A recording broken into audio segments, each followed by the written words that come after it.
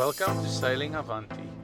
We are Gerard and Jacqueline, sailing on our 41-foot monohull Avanti around the world from Cape Town, South Africa. In this episode, we reach St. Helena Island in the middle of the Atlantic. After isolation, we go to shore and explore the wonders of the island. We meet the oldest land-based animal and prepare for the 3,400 nautical miles that lies ahead. Just arrived in James Bay and we're going to moor soon. St. Helena Island is a British outside territory that forms part of a group of 3 islands, including Ascension and Tristan da Cunha. English is spoken on the island and the British pound is used as currency. The island literally looks like a pimple in the South Atlantic Sea, with the sea levels around the island being 4,000 meters deep. The island should not be approached at night, as there are a lot of small fishing vessels that's unmarked, as well as a lot of lines between the fishing vessels and unmarked mooring buoys.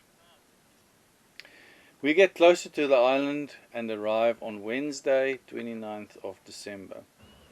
Being told that COVID tests are only done on Thursdays, our Wednesday arrival seemed perfect. Unfortunately, we arrive in the week between Christmas and New Year's, and all medical staff were on holiday. This is the start of an 8-day isolation on the boat before we make it to land.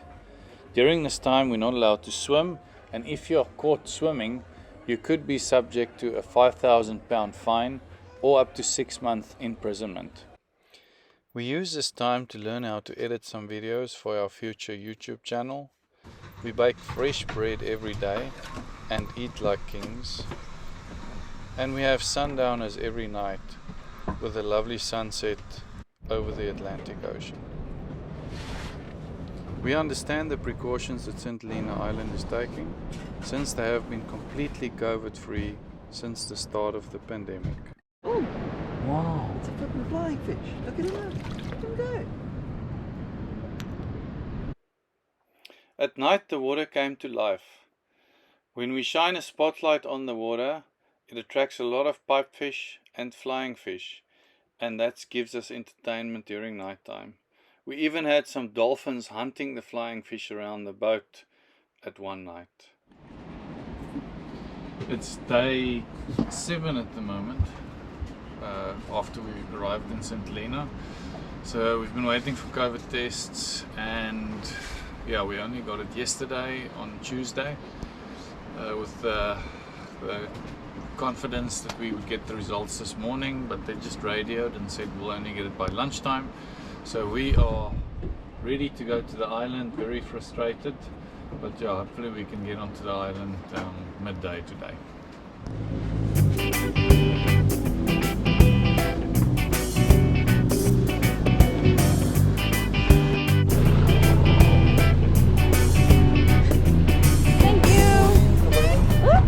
St. Helena has a ferry service that charges £2 for a round trip per person that runs daily between 7 and 6. There's a heavy surge at the landing, which makes going to land with your own tender quite challenging. With our tender being packed away deeply, this made the service very convenient for us. We have been allowed in. We have gained our clearance papers and we are finally on land after 22 days and 8 days of being in jail after our COVID quarantine time, waiting on COVID tests actually, but everyone was on holiday. Our little baby is over there somewhere.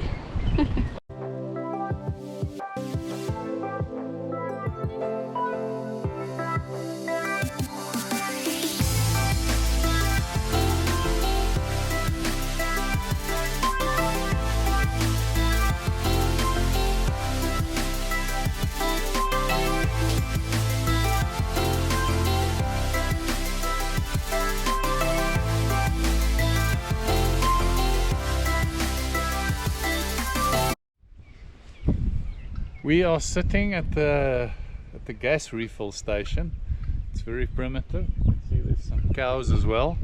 So we got a taxi to quickly drop us off here. They only refill gas on Thursdays on the island, and it's Thursday today. We only got on the island today, and we have used up one of our gas cylinders, so we have to refill it. We won't be here next week Thursday, so we decided we have to get this done. So the taxi's dropped us here. We don't know how long we're gonna wait for the gas refill guys to get here while they're doing their collections in town. But yeah, we can't cook without gas, so we're waiting, but at least it's on land this time. We eventually get our gas refilled after about 2 hours of waiting. We also top up our diesel that we used for motoring during this crossing, and get some provisions for the next leg of our crossing.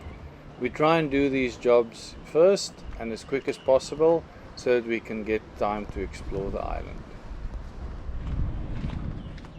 So we are walking around St. Helena, and we decided we have 3 hours to kill before the ferry goes back to Avanti.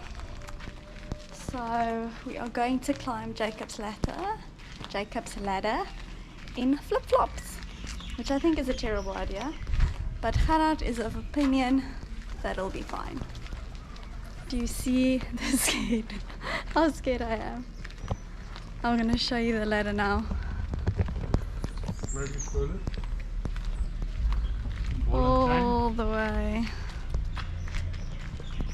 up the mountain. Let's get going. Jacob's ladder used to be part of a cable railway system that was used to lift cargo from James Bay all the way up to the fort. The railway cars used to be powered by donkeys that turned a capstan at the top to pull up the cargo. Moeg.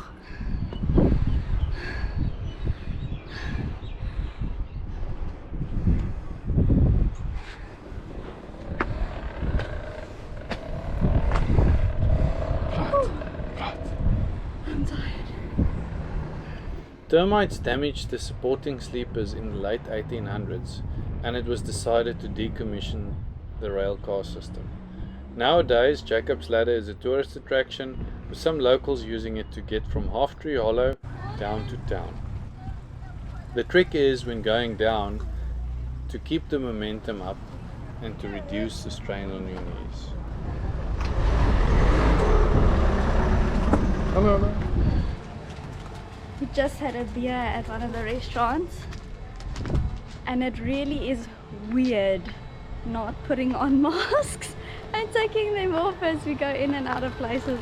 I keep touching my face in search of a mask, but because St. Helena is COVID free, there's no sanitizing of hands, no masks.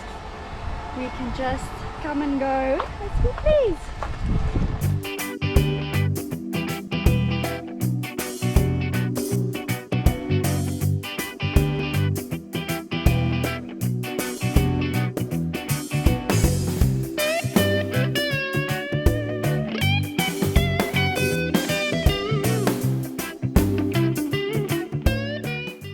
Anne's Place is a well-known establishment for all sailors calling at James Bay.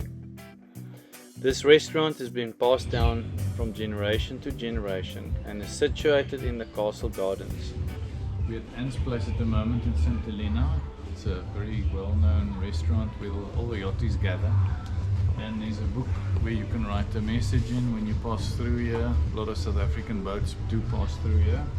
So we've put in a message from Sailing Vessel Avanti for this time around, and Avanti's been here a few times, so we were wondering if we would see something or an entry from the past.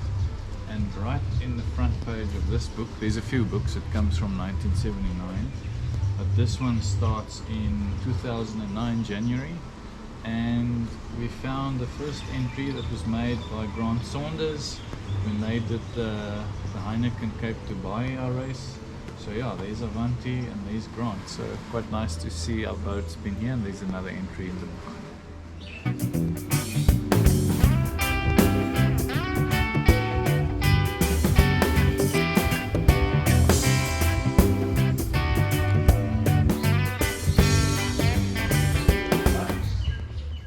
Napoleon was a prisoner of war on St. Helena Island, where he also eventually died. One of the many things to do on the island is to visit his tomb in the gardens. He was eventually removed from this tomb and taken back to France, Paris, in 1840. Napoleon was imprisoned in Longwood House, which was especially built for him, and he stayed there until his death in 1821. A fee of £10 will let you see the inside of the house, with an additional £2 for an audio guide. Around the house there's a lovely garden with no fences or barbed wire to keep prisoners inside. The garden also has an amazing view of the Atlantic Ocean for the prisoners to enjoy a sunset every day. Next stop on our drive around the island was the Boer Cemetery, where 6,000 Boers and farmers were shipped as prisoners of war from 1899 to 1902 in the South African Boer War against the British. 200 of them were laid to rest here in this peaceful green space. Looking at the graves, we could see a few South African surnames that we recognized.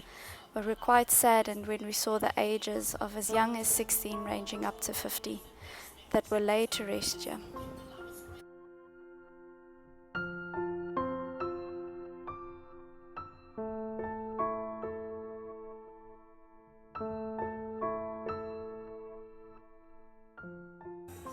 Last stop on our drive around the island was Plantation House, home to the governor and who is believed the oldest land resident, Jonathan the Tortoise, at only 190 years old.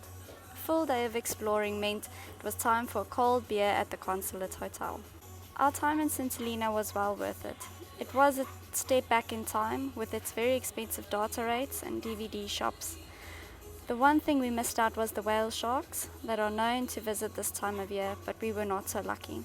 If you enjoyed this video, please like, subscribe and share with your friends, and join us next time as we finally catch some fish, fly our spinnaker and brave our first storms as we travel the 3,400 nautical miles all the way to Suriname, South America.